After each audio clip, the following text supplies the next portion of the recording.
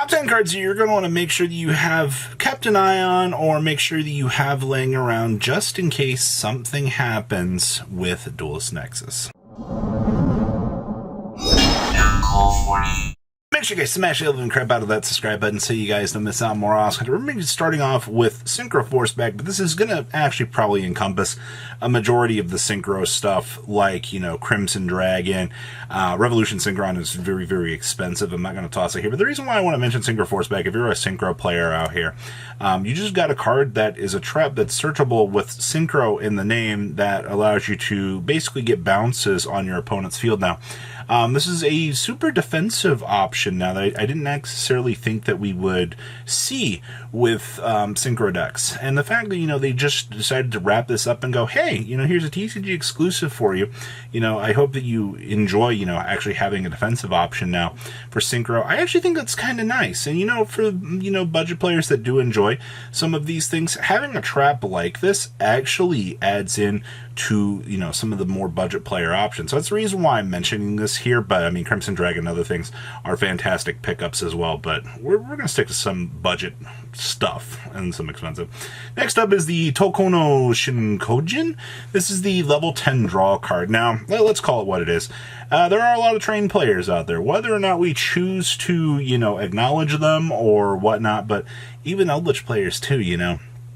There are budget cards out there, but the thing that I mentioned with this card is you never really know where these strange niche draw cards are going to go. All right, there could be a point where, you know, these end up, you know, particularly broken. There could also be a point where you look at these and like, oh, these could be completely worthless, but the point is to make sure that, you know, you have your bases covered in case something does kind of go a little bit terminal. And I think that that's the most important part. If these, you know, head on down to $1 or $2, then that'd be the point that I would go, wow, you know, I can pick these up now. I can actually be able to afford these. And that's why I, you know, particularly mention that as well. Next up is Koi Belt, the Blade Dragon. Now this is, boy, with the Jack Atlas structure deck coming down the pipeline here. Actually, Synchro in general, a lot of people like, you know, we need like another Dark Dragon, you know, something that does something. Well, that's what we got here. On Synchro Summon, you can target a card on the field and destroy it. Well, that's fantastic, you know. It's an immediate spot removal on a level 7 that, you know, as we're climbing on up along the way, we can blow something up. That's kind of what they needed. And I think that's fine now. On for the rest of this card, if it's on the field, is destroying target one face-up monster on the field. It cannot attack until the end of the opponent's next turn. And you can only use each effect of this card's name once per turn. But it's also on a 2500, 1900, which is actually pretty solid, actually. Like, they had some decent stat lines built on this, which I am actually, I'll clap for it. I'm genuinely impressed. I think this is one of the exclusives that I'm actually extremely happy that we actually got made, because 95% of the time these aren't the most exciting things. Next up is the Magician of Bonds and Unity. Robbie, you said you were going to talk about some cheap things. Well, I got to toss this one in for collectors. There are going to be 4 of these across, well, the next 4 sets. They're going to have different backgrounds. They're going to have rehashments. It's, I'm not super excited about the way that they're doing this. I think that it's a pretty cute gimmick at the end of the day, but it's going to be expensive, especially on the very early price points here that we're seeing these cards at extremely, extremely expensive points. I'm not particularly too happy about that. So I'll be honest with you, I don't highly recommend going after this, but if you pull this and you're like, all right, I want to go and collect these, it's going to be an expensive journey, probably one that's not going to pan out very, very well. But, you know, if you've already got something like a 10,000 Dragon, you're like one of the 1% people that watch this channel that would even think like that. Well, congratulations, there's a little bit of a tie-in, but I think the card's cool. It celebrates a piece of the game's history. Why not? Next up are the Altergeist cards. So if you're an Altergeist player and you've already had the deck, you know, you're looking at all these budget options, you have to pick up 1 Ultra Rare and a couple Super Rares from this set, and you are off to the races. Now, I know a lot of people, they're always like, oh, you know, like Altergeist players, it's a very unfun deck to play against. Sure. I get it. I understand that people don't like that, but it's a genuine entry point for players to get into the game at this point. That new round of support does give some pretty good power-ups. So I will say for the most part here, if you are looking at Altergeist right now, if you're looking at, coming back to Yu-Gi-Oh! And you are an Altergeist player, this is your chance. I think your investment's got to be like $10 at the moment. And you're like, oh, okay. $10, I hope, is genuinely affordable. If not, if you got some friends that are going to buy a box or two, you can probably get the hookup for no reason whatsoever. But, that means you have to have friends, which that's hard for some Yu-Gi-Oh! Players. Next up is the Sinful Spoils of Subdiversion. Snake Eyes.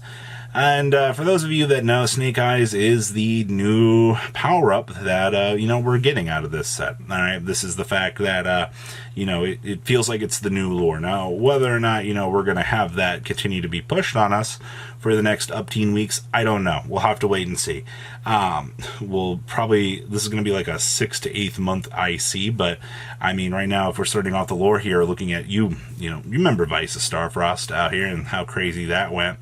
You have a spell card that basically allows you to dump something into the spell and trap card zone as a continuous spell.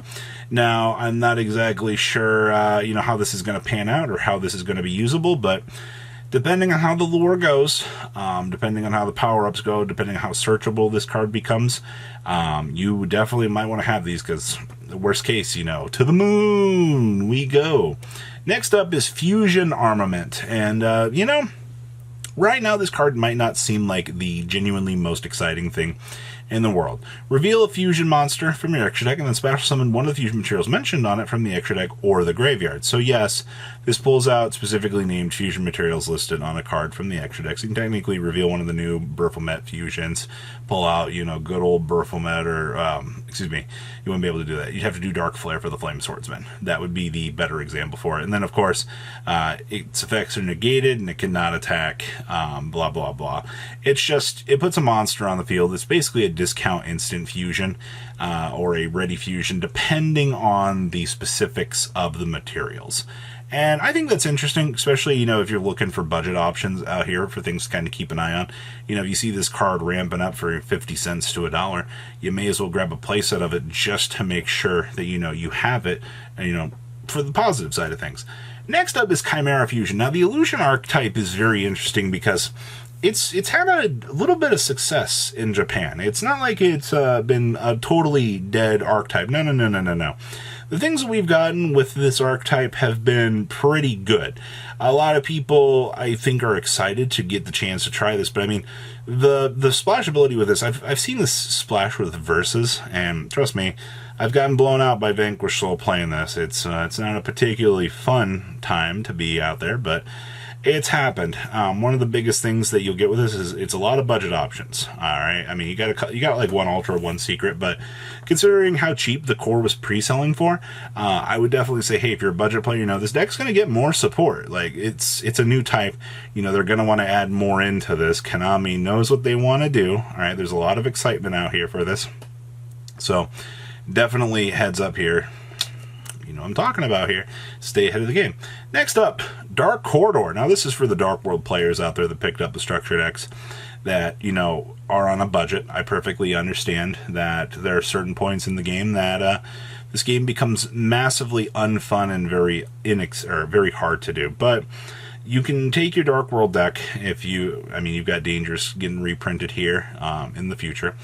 Dark Corridor is going to be a 2-of that you add into the deck to get a nice upgrade of consistency. With that extra consistency, I'm not going to guarantee you're going to do well, but the deck will feel a lot better. And I think that's something worth mentioning right now, is you want as much consistent upgrades as you can get.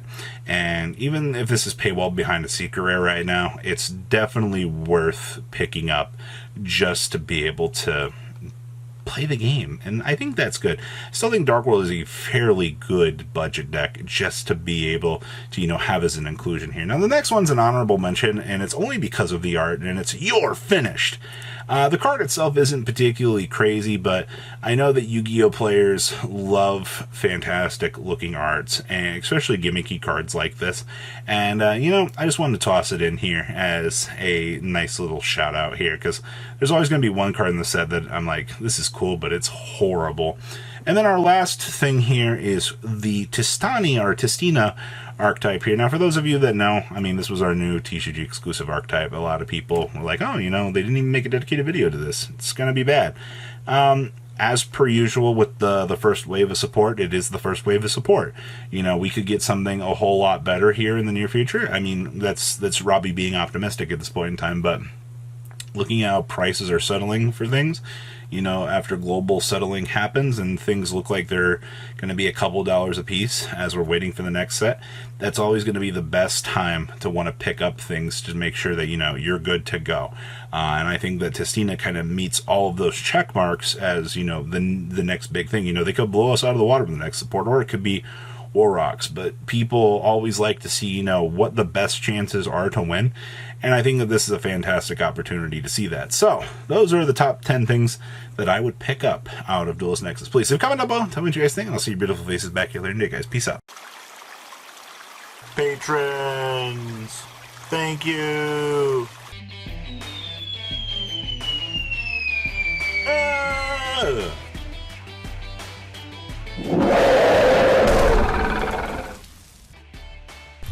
Thank you so much for watching. Check out these other videos.